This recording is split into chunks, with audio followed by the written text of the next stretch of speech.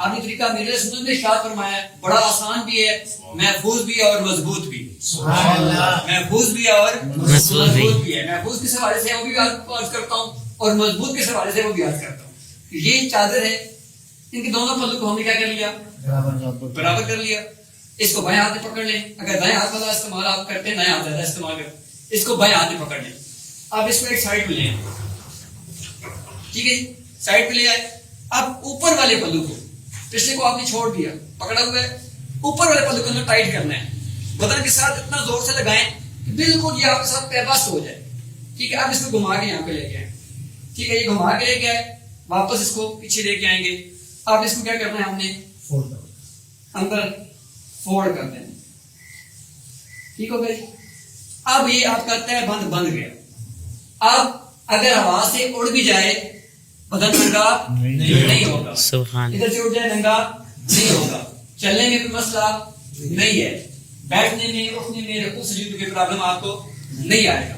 اور اب آپ تشریف لیں، آپ یہاں سے پکڑیں، اس کو آپ کھینچیں نیچے زور سے. ٹھیک ہے جی. اتنی اگر زور سے کھینچیں گے پھر بھی یہ آپ کا کھلے گا نہیں. عموماً یہ ہوتا ہے وہاں پہ پرابلم آتا ہے، احرام بند ایک بہت بڑا ایک مسئلہ ہوتا ہے.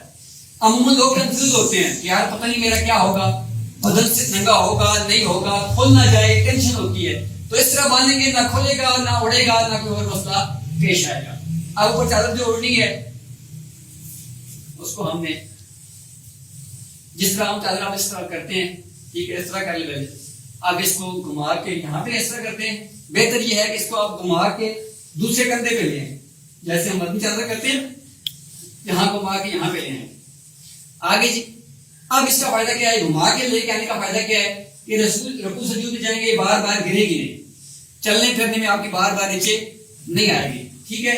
اور پھر جب بھی چادر لیں احرام، اوپر والی چادر کو چیک کریں، اگر گھوم کے یہاں تک آ رہی ہے تو اٹس مین کہ آپ کا سائز جو ہے وہ پورا صحیح برابر ہے. اگر نہیں آتی